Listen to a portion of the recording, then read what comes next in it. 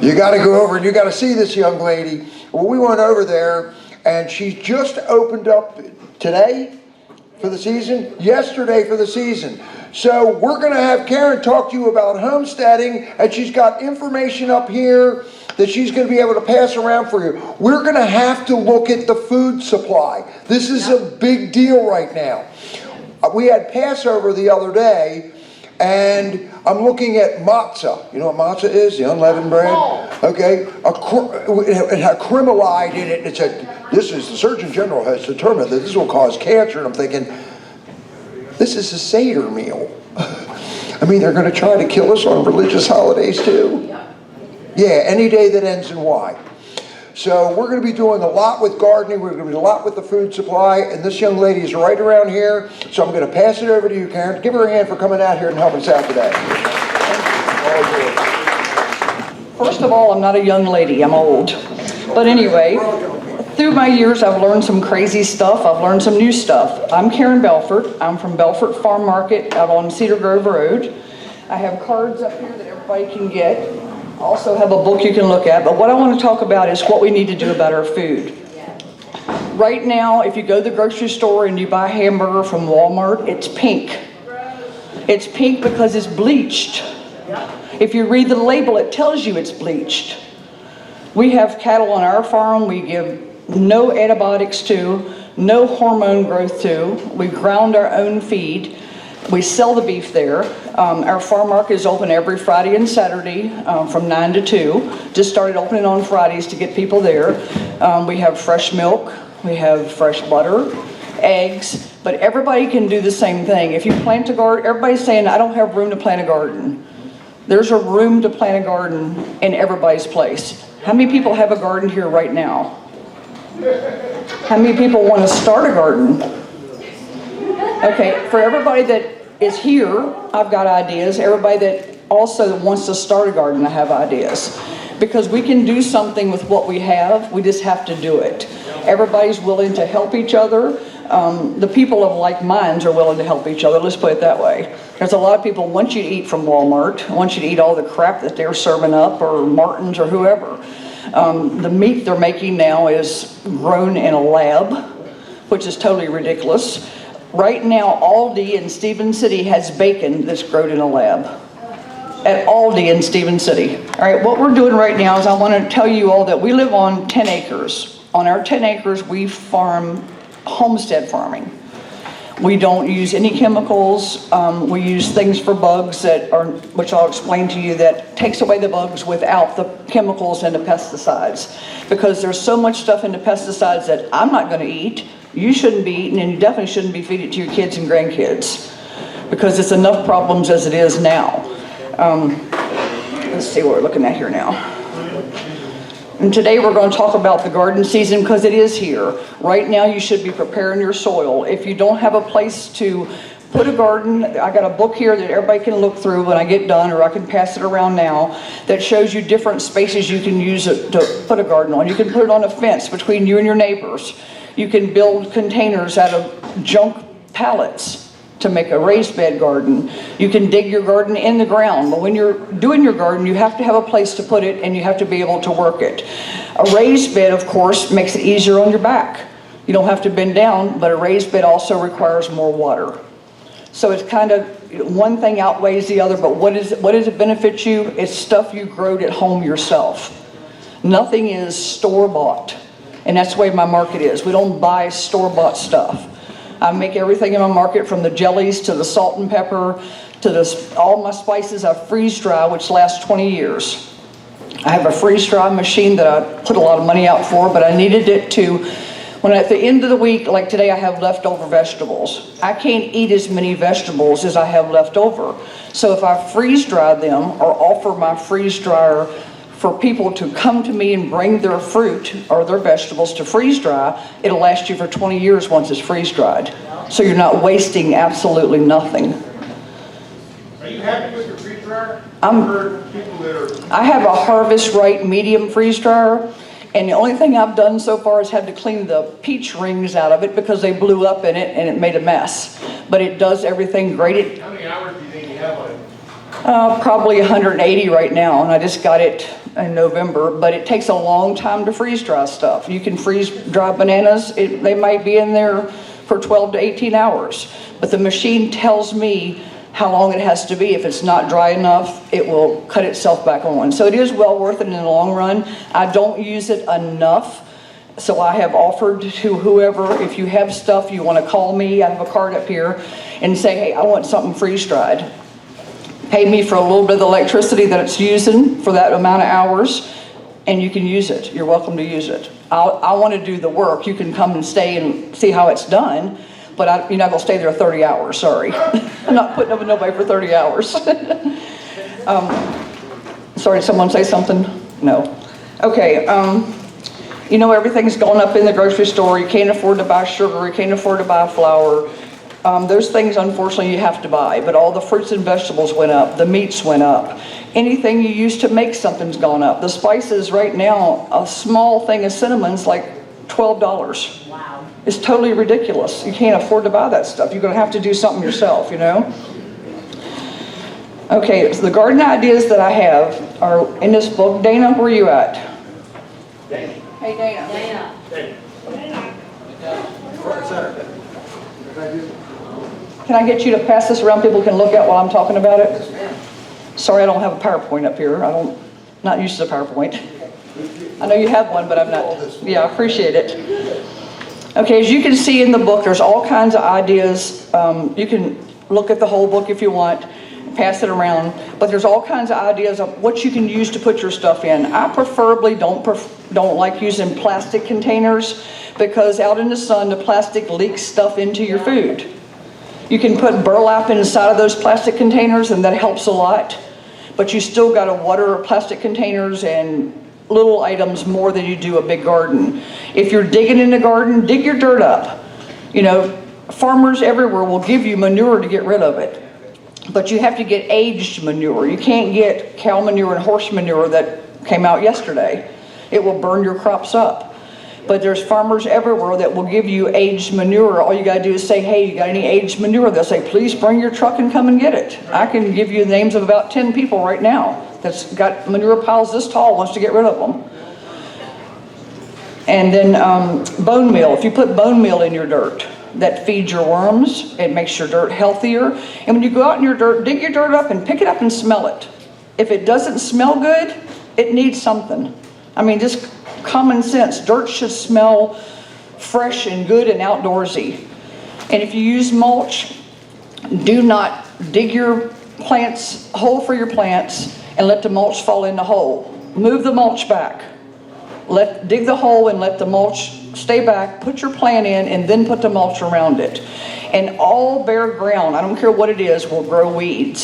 So if you leave bare ground, you're gonna have weeds. You either gotta cover it in weed cloth, put mulch down, or straw, sawdust, anything that will help it. But do not put walnut mulch down. Walnut mulch will kill your plants as well.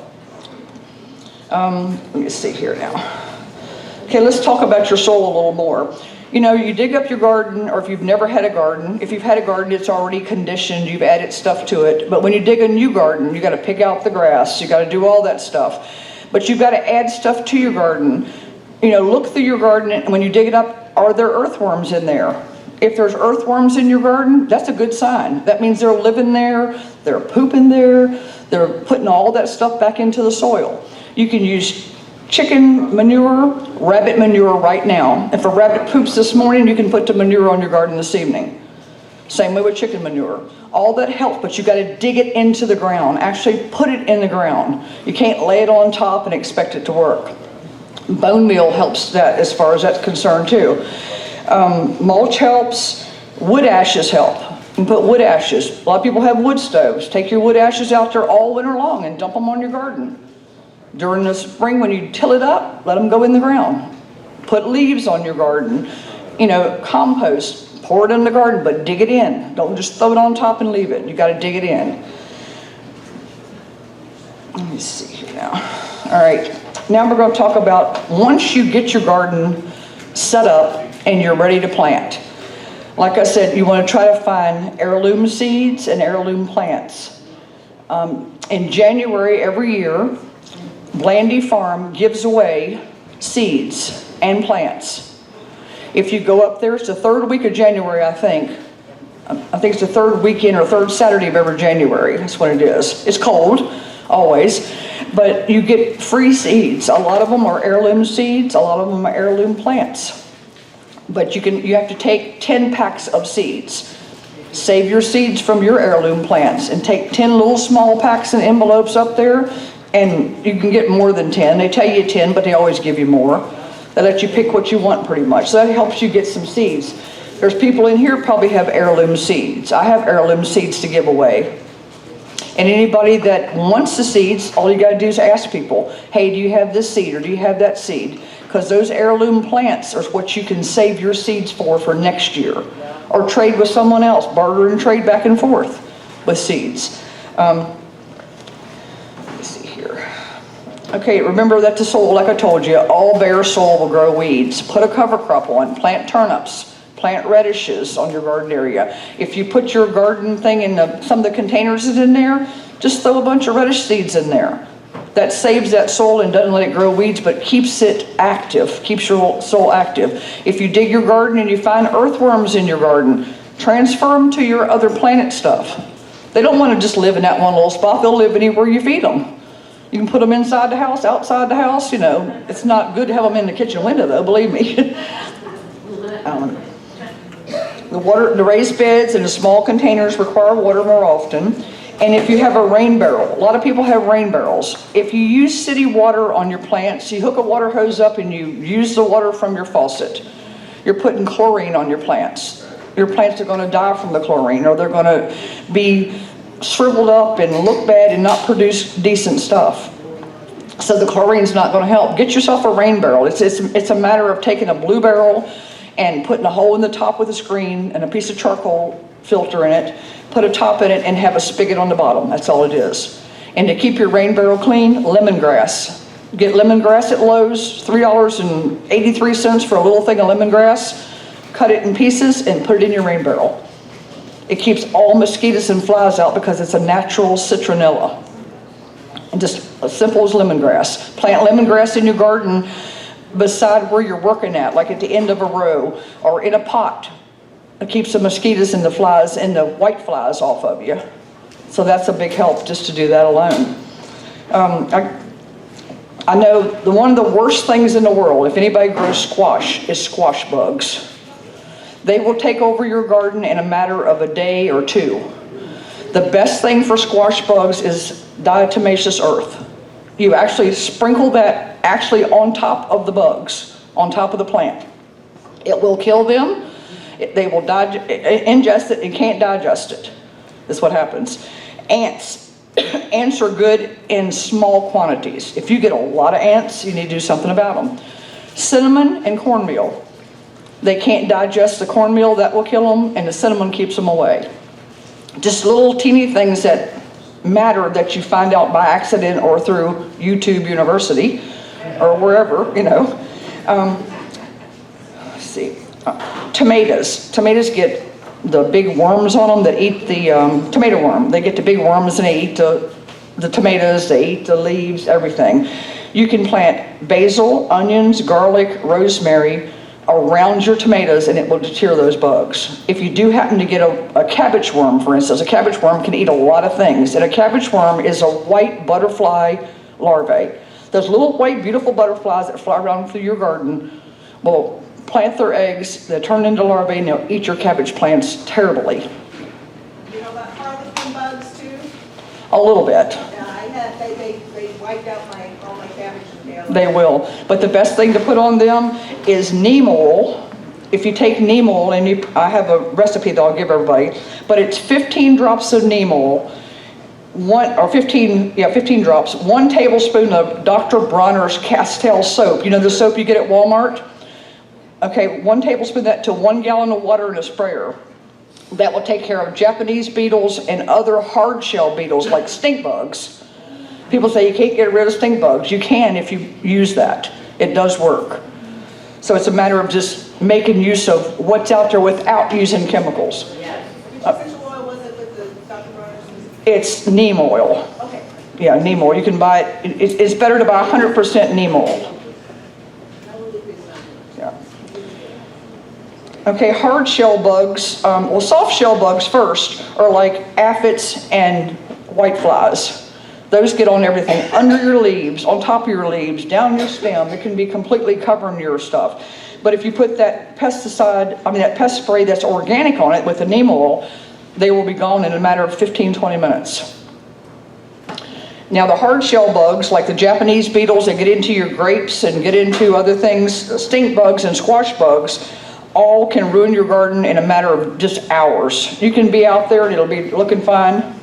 How long does one spray of neem oil last? At least a couple weeks if it doesn't rain. If it rains, you'll have to reapply it. But neem oil goes a long ways. It's thicker and it goes a long ways. But you never mix more than about 15 drops with a gallon of water. But you can use that just plain neem oil for the squash bugs, the stink bugs, and the Japanese beetles. Also, you can vacuum. If you have a little handheld vacuum, you can vacuum your squash bugs up, and inside the vacuum you need to put some diatomaceous earth so it will destroy them, and then after they die you can feed them to your chickens because it won't hurt your chickens, because we use diatomaceous earth to make a dust bath for our chickens to keep the lice and the fleas and stuff like that off of them. Grub worms. Okay, you get grub worms on your cabbage, your tomato worms, get grub worms in the ground when you're digging your dirt. Pick them out, put them in a jar with diatomaceous earth on that, feed them to your chickens again. If you don't have chickens, feed them to your neighbor's chickens. There's some way to use them, and your chickens are going to love you, and then your neighbor chickens are going to come over all the time. That's what I did last year. So, but just don't resort to chemical pesticides, because none of you want that in your system. I mean, all these migraine headaches and all these things that's going on, all that has a lot to do with it. You know, they're just feeding us crap all the time, wanting us to be not here. So we got to take care of ourselves and help each other. But the only thing else I have, otherwise, it's not much. But, you know, anybody in here is welcome to come to the farm. They're welcome to look how I do things. We're going to have canning classes this summer. We're going to have gardening classes. There's no charge for any of those. I want people, if you're going to do the canning class, you'll have to bring 12 pint jars with you and whatever you want to can. We'll do hot water bath canning in my garden. I have a garden that I have a deep hole about as deep as this podium, and it has a grate on top, and we do our canning outside in the summer because it's too hot to do it inside. I mean, you just have to make use of what you got. I have a lot of lemongrass sitting around so we don't get bit by mosquitoes and flies. So that helps out. I'm doing freeze drying classes on spices. So if you have lavender or basil or whatever growing in your garden, sage, clean it, you know, pick it off, bring it to me, and we can freeze dry it. It'll last you for 20 years. You're not wasting it. I had rosemary this year that was in a little small container on the side of my garden building that looks better than anything all winter long. It's still growing. I don't know how it got there or how it, you know, got that way, but it just got transplanted there somehow and it grew better than anything. So it's a matter of taking what you got, doing the right things with it, and making it work. Because they're not going to feed us good stuff from the store. We keep getting more crap all the time. I mean, we make homemade bread. We do bread. I can do bread classes. I do sourdough. We're trying to, I have an 11-year-old that I adopted that he can do as many things as I can do now because I got to teach him the right way. There's no way for children to learn. Most of the parents nowadays send their kids to school to get rid of them. I mean, it's sad, but it's true. And then when they go to public schools, last week, my son called me and told me a kid tried to bite him at school and growled at him. And I went to school, talked to the principal, and the principal said, well, I don't understand. And my son said, well, we have furries in school. I'm 67, I never heard of a damn furry. But a furry is a kid that walks around on his fingertips and his feet and barks and growls at other kids and threatens to pee on them. Yeah. Either that or a shock collar.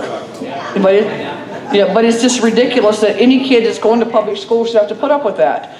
The stuff they eat at school, he has pizza almost every day because the other stuff he said is so unbearable to eat. When he comes home, What's for supper? I'm starving. I want to eat real food.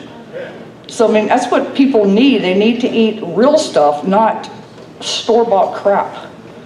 I mean, look at the price of cinnamon in a store. Look at the price of chili powder. All that stuff you can make at home. I have recipes for my salt, my pepper, Cajun blackening seasoning. We make all that stuff from scratch. We took months. My son had gotten a methadone overdose from his biological parents. He has no taste buds hardly. So we had to redo all of our spices and make them so nothing he was allergic to in them.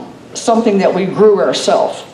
I have, some of you that's been to the store, the market, know I have hundreds of spices up there, probably at least 100 that we made. Different oddball stuff that works on things if you need something different. I mean, you don't want just Montreal steak seasoning all the time, you know what I'm saying? You want something different to put on it. I have dry rubs that I make, I have spices. I make apple butter barbecue sauce. It's something everybody can do. You can make apple butter at home. Get together. This many people gets together and makes apple butter. We got a lot of apple butter and a lot of time saved. And you know you can eat it when you get done. Do you do sourdough rye? I don't do sourdough rye. I do regular rye, Jewish rye with seeds.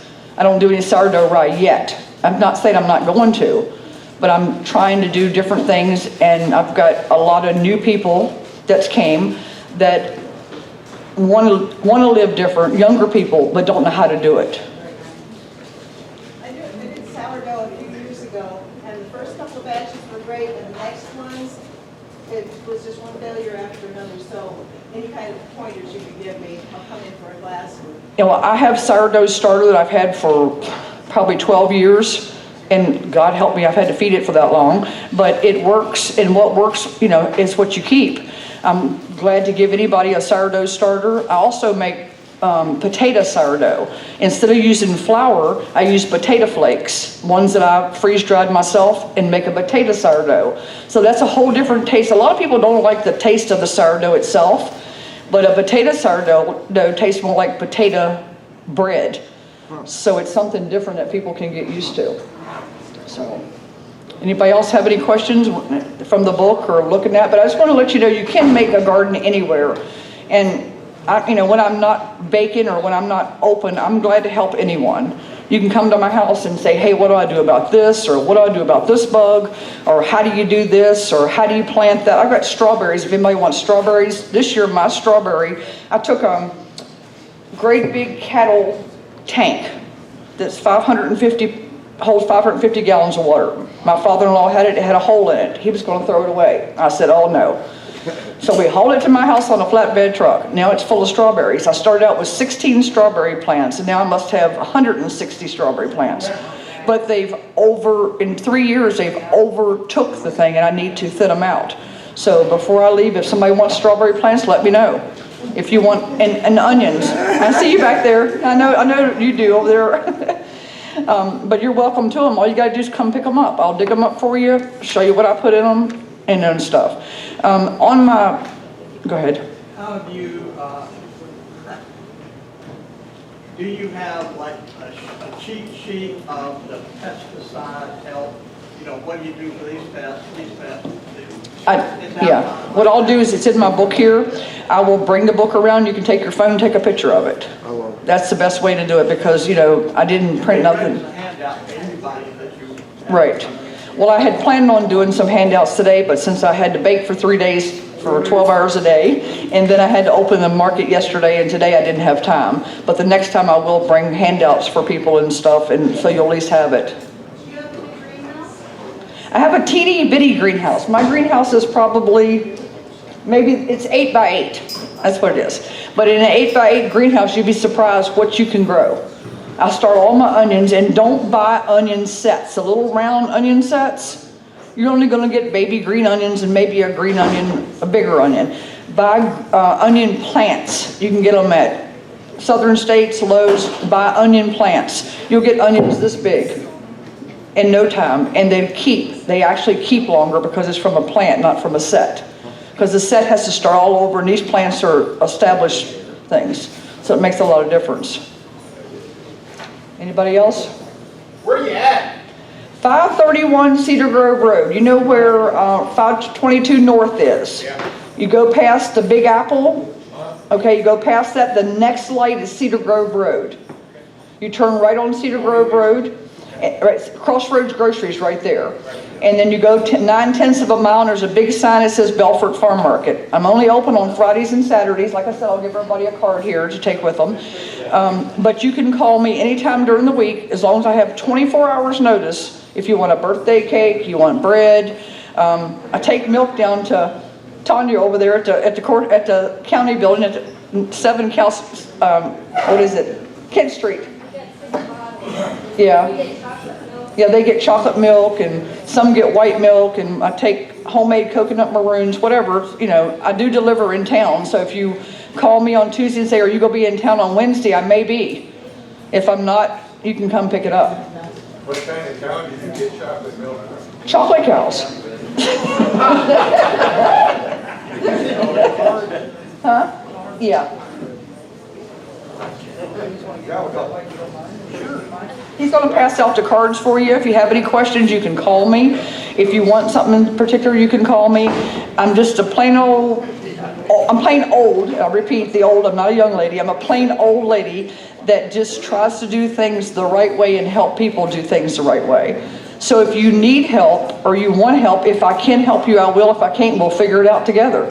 That's about all we can do.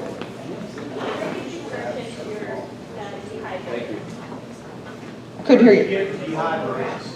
My freeze dryer? Yes, sorry. I got it from Solenberger's, and guess what? It's supposed to have been $3,300. It had a dent in it, so I got $500 off that for that dent. And then I called the company, and the company sent me a whole new top. It didn't cost me anything. So I got a good deal on it, and that's the only reason I got it, because I got a good deal on it. But you know, you have to, if you're going to pay $2,600 for a freeze dryer, you have to be using it. And it doesn't take that much electricity. It takes, you know, some things takes 30 hours. But that's okay, because in the long run, it's going to last me for a long time. And it's not in a glass jar it's going to break. It's not in a freezer that when the power goes out. So it's a benefit. Yeah, but I heard you say using plastic containers is not beneficial. Well, plastic, like a plastic water bottle. If you put that in the back of your car and you let it sit there, all that stuff leaks into that water and you're drinking it. That's not good for your body. But put burlap inside that plastic bag, and a plastic container, put burlap inside of it. Well, I have a whole bunch of 55-gallon drums that are cut down. And it stays full, but you have birds in them. Yeah, that's in my book too. There's some 5-gallon drums in there that's cut in two. Mm-hmm. That, I mean, you just have to use it the best you can at that, but you could line it with burlap or something in the bottom of it. It wouldn't hurt. And then you can also go to Lowe's and get cardboard. Like when they get rid of the refrigerators and stoves, when they put them on the floor, they take all of that and they pack it in this little thing and, you know, send it out to China probably. But you can go in and ask them, can you save me all your refrigerator boxes? Use those for in your garden, between your rows, and make your rows small. Like if you make a garden and you're going to plant onions, make a row this big and plant 4 sets of onions in that row. You can reach it from this side, you can reach it from this side. There's no need to plant 4 different rows and walk between them. And you don't need a walk place this big. You don't have to have something this wide to walk in. Make use of every inch of space you have. There's no reason to make rows 5 and 6 feet apart, 3 feet apart. Put more in there. If you do green beans, when I do my green beans, I have a row this wide. I plant green beans here, here, and here. I can reach over here to get anything I want and reach over here. I plant these one week, these the next week, and these the next week. So when these get ready, I'm ready for the next bunch and the next bunch. So it's kind of making use of what you have and not making it all come at one time, because you get overwhelmed. Then you got to can it or freeze it or do something with it. But you can freeze dry absolutely anything. This week I'm freeze drying chicken cubes. Cutting chicken in cubes and freeze drying it. So we'll see how that works. Good for soups and everything.